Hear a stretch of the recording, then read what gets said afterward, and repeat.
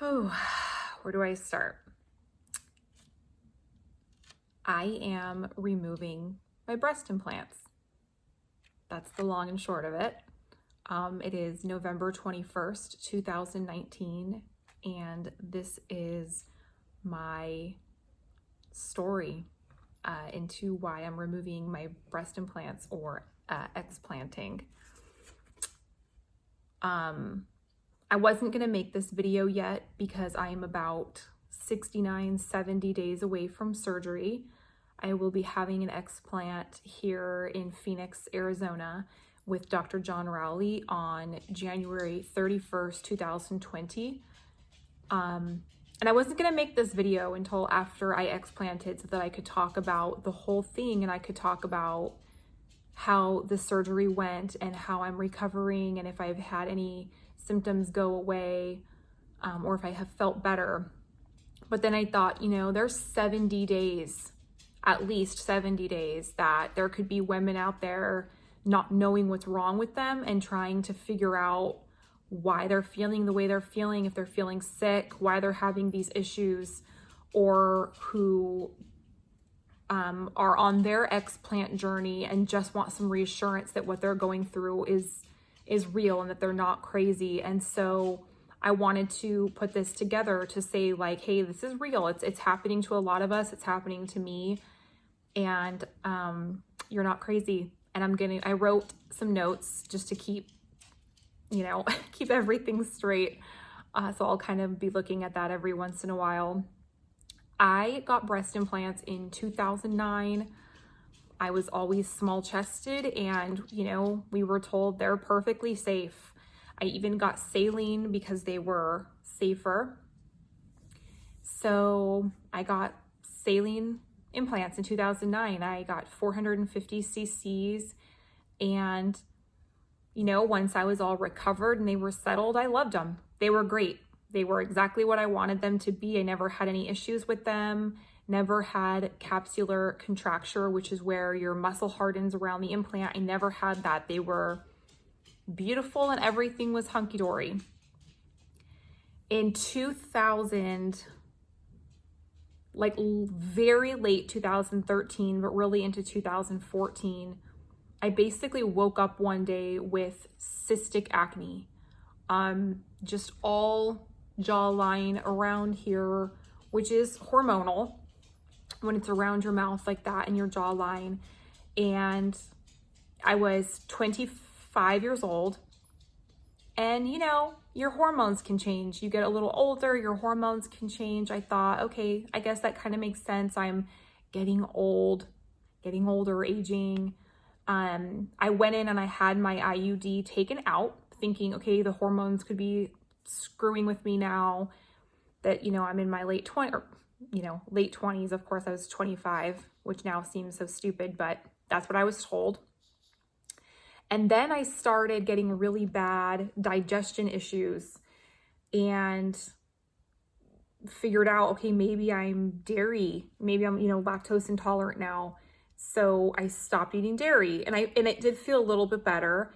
And then I stopped eating gluten and I've never had food allergies in my life.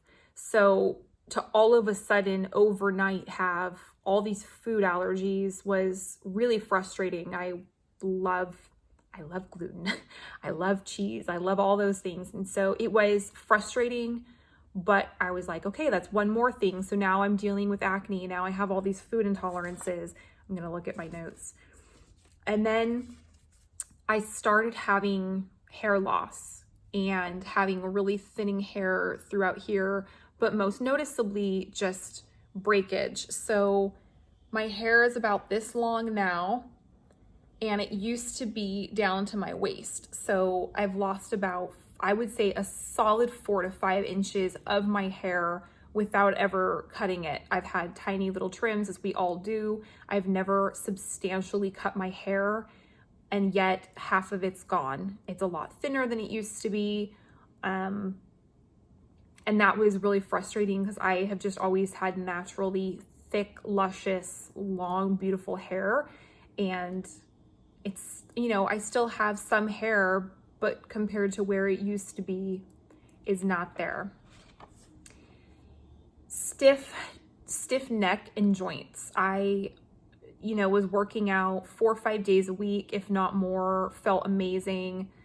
Could lose, you have a bad weekend, you get a little puffy. I could like lose that water weight in a couple days. I was never really super sore. And then again, overnight, just couldn't move my neck. Everything hurts, body hurts. I got plantar fasciitis. I did 12 weeks of physical therapy. I've had MRIs. I've had shots. I've had dry needling done in my legs to break up, knots and tissue. I've had massages. I've had everything. I did yoga, stretching. And again, this is all stuff that it kind of came out of nowhere. And at this point, I am 26, 27 years old. And so to just randomly have all of these things happen that fast, one after another, I felt like I was kind of falling apart, but I didn't know what it was yet. I had never heard of breast implant illness. I was just not there in my journey yet. So I was just managing symptoms. Then the night sweats started. And again, it's, you're just, it happens in your 20s, your hormones change, it can just happen. And I mean, really like night sweats, like actually having to get up in the middle of the night and change my clothes because I was completely soaked, absolutely soaked through my clothes, my sheets, really, really gross. I still suffer from that. It's about 10 days a month or so. It's usually around my period, a few days before. And then during my period, about 7 to 10 days, I deal with that. And that's a very, very frustrating symptom. Shooting pains in my chest and breast tissue. And again, these are things that, you start to think they're normal because you've been dealing with them so long. Like actually getting a stabbing pain through my chest and then through my breast tissue and thinking like, this is just normal. Everybody has this. Up until this point, I hadn't connected the dots. Brain fog, forgetfulness, which can be really scary when you're driving. I have had that. I got lung inflammation about 1.5 years ago. My lungs hurt. And it's the most bizarre thing to try to explain that to somebody, but it's like my lungs hurt. I don't know how, they felt like they were on fire. It hurt to lay down as your lungs shift in your body. It was very painful. Went to the urgent care for that. They did testing and it was just inflammation of the lining of my lungs. Weight gain has been a really fun one. I have always pretty consistently been, I'm 5 foot, about 5'6". I've always consistently been 129 to 131 pounds. Whether I worked out or not, I, wasn't tracking calories at this point. I could eat Chinese food, bowls of cereal, whatever. And I was boom, like 131 at my heaviest if I was having a heavy day. If I worked out at all, I would pretty much drop down easily to 128, 129. And that's pretty consistently where I was my whole life.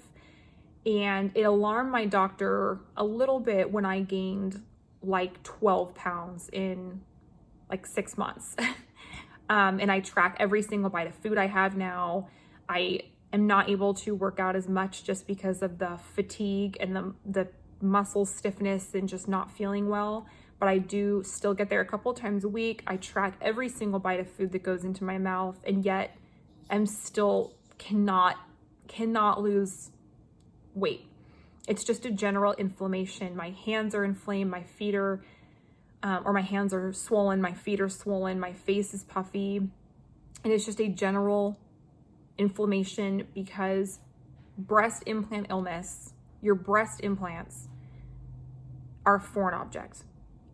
And your body is fighting this foreign object and it causes an autoimmune response. And it sucks. It sucks. Again, so still up until this point, I did not realize what was going on. It wasn't until roughly, it was May of this year, May 2019, and I was just fed up with feeling this way, fed up of being overweight and working out and tracking every single bite of food and literally not losing a pound, having headaches, having my hair fall out, my skin sucks, can't wear half my rings anymore, my watch doesn't fit, for no reason at all. And somebody said, have you seen this? Have you seen breast implant illness? And I went down the rabbit hole. I mean, I absorbed everything that you could absorb over the next couple of months. I watched every video, every testimonial. There's 100,000 women in a Facebook group, if you're not part of it, called Breast Implant Illness and Healing by Nicole.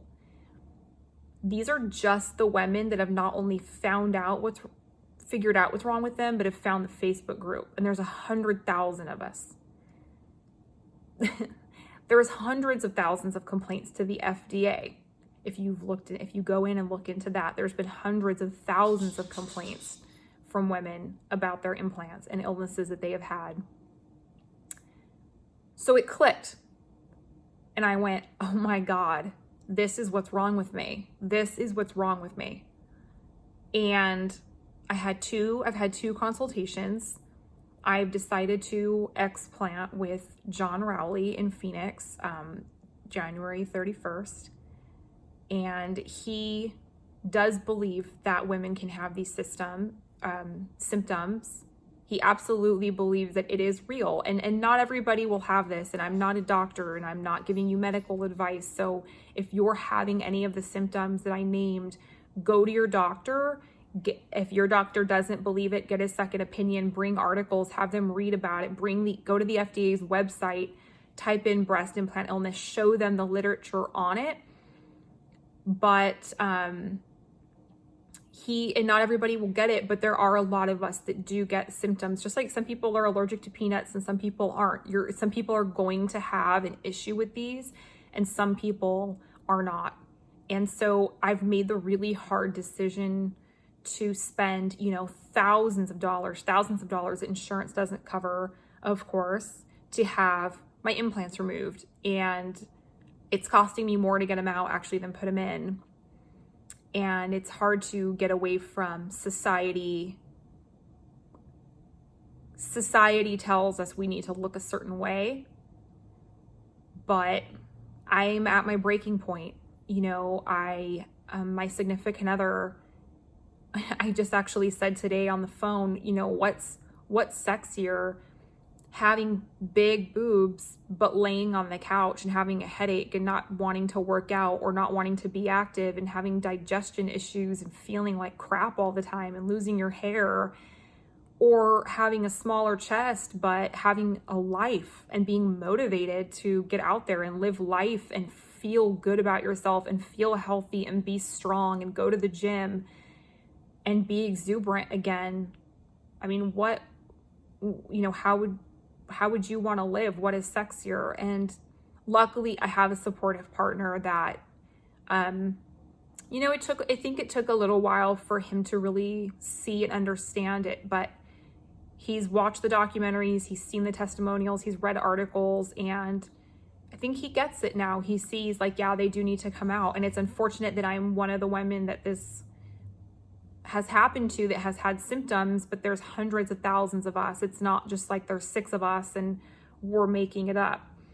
So if you're sitting at home and your hair's falling out, or you feel fatigued, or you've gained 10 pounds, or your digestion kind of sucks, or you've been told you just have Hashimoto's, or you just have fibromyalgia out of nowhere, when you're probably not making this up. You're not crazy. This is a real thing. And I wanted to put this video out there, even though I have not explanted yet, because there's 70 days between now and then. And if there's someone that's thinking about getting implants or has implants and doesn't know what's wrong with them, I wanted this to be my testimonial and my story to say, I get it, and this is real.